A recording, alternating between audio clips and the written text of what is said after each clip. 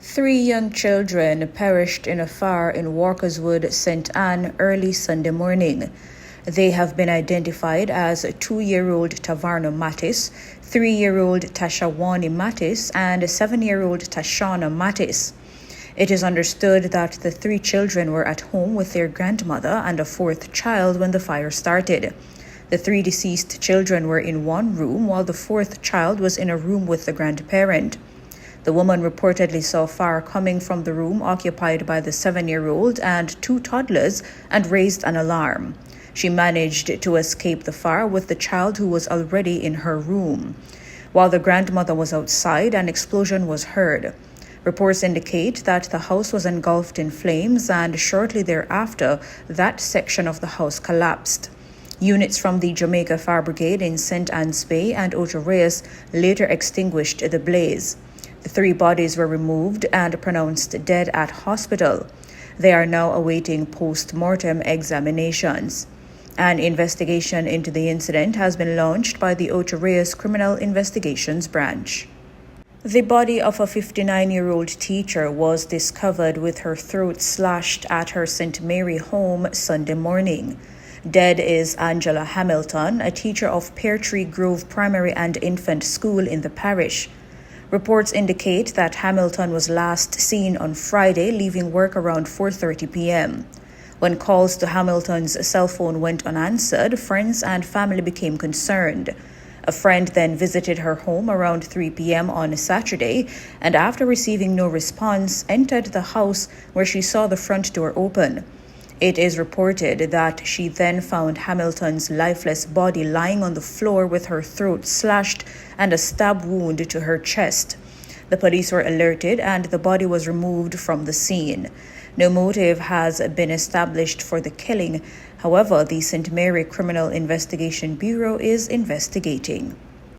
Police in Manchester do not suspect foul play in the death of a 74-year-old man whose decomposed head was found separated from its torso in bushes in Manningsfield District, South Manchester, on Saturday. Police say relatives identified the remains as that of Timothy Burton, a resident of Manningsfield District who was reported missing on Christmas Day.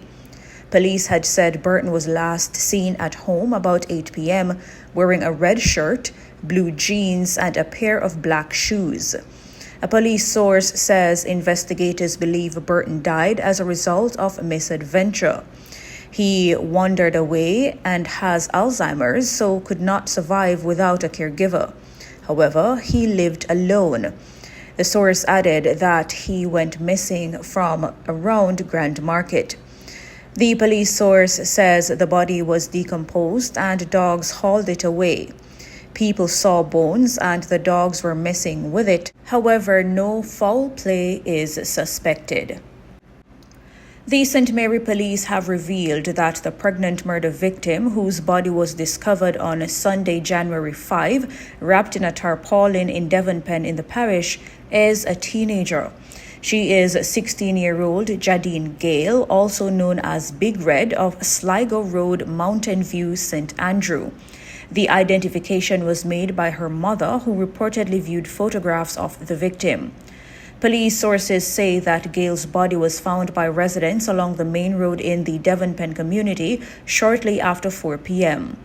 Acting Superintendent of Police for the St. Mary Division, Anthony Wallace, says the police have since identified Gale's 39-year-old boyfriend as a person of interest in the case and have taken him in for questioning.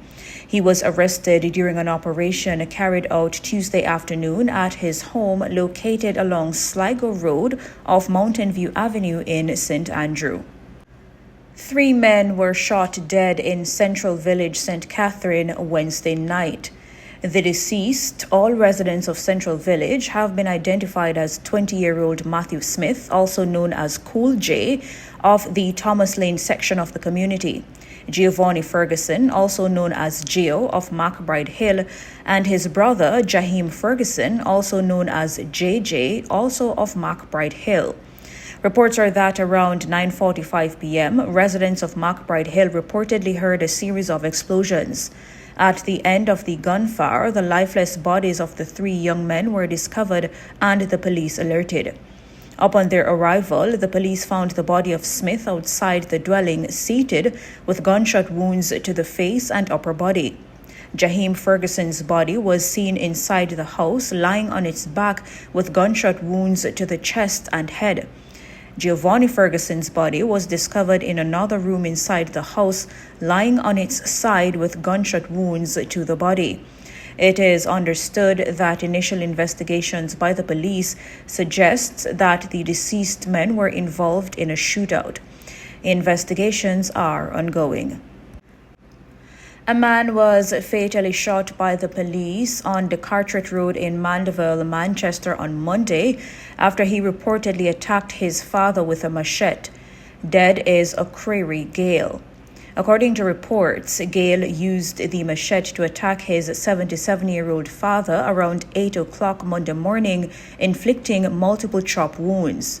The police were called to the scene where Gale, still armed with the machete, reportedly confronted them. He was subsequently shot by the officers and later pronounced dead at hospital. Gale's father was rushed to hospital where he received treatment for his injuries. He is said to be in stable condition. The Education Ministry has expressed deep concern about a shooting incident near Tatius Golding High School in St. Catherine Friday afternoon, which later spilled over onto the school's campus. 3 individuals, including 2 men, were shot in the vicinity and sought refuge on the school's property. The ministry says students were promptly gathered in a central location for debriefing and emotional support before an early dismissal was arranged. It says the community care team will visit the school on Monday to provide counseling and psychosocial support for students and staff. Education Minister Senator Dana Dixon expressed regret over the incident. Dixon urged citizens to practice peace building and conflict management, adding that education does not happen only in schools, as all of us form part of the learning community and must be deliberate in playing our part. According to preliminary police reports, around 1:20 p.m., 5 individuals were traveling in a Toyota Probox motorcar. Upon reaching the vicinity of Tatius Golding High School, explosions were heard. It is reported that 2 masked men emerged from nearby bushes and opened fire on the vehicle, hitting the occupants, who then jumped from the car. The 3 injured persons were assisted by a passing motorist and later taken to hospital where they were admitted for treatment of gunshot injuries. One of them, who was shot in the head, is reported to be in critical condition.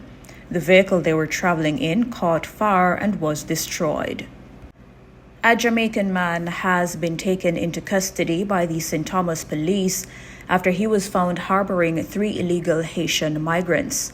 He is 41-year-old Edson Thompson, otherwise called Neil. The 3 Haitians, including an 8-year-old child, were found in a dwelling along the St. Thomas-Portland border. It's not immediately clear how long they have been in Jamaica or when they arrived. The Golden Grove police are investigating. Portland has seen an influx of Haitian migrants in recent months. The Caribbean country has been destabilized by severe gang activity and a breakdown of law and order. 2 motorcyclists died as a result of injuries they sustained in a head-on collision on the Butt-Up Main Road in Manchester Sunday morning. Police named the deceased as 31-year-old Anthony Cunningham, a resident of Butt-Up District, and 22-year-old Paul Newman, a resident of Greenvale in Manchester. A police report says about 1:38 a.m., 2 motorcycles were heading in opposite directions when the bikes collided, resulting in the motorcyclists sustaining serious injuries.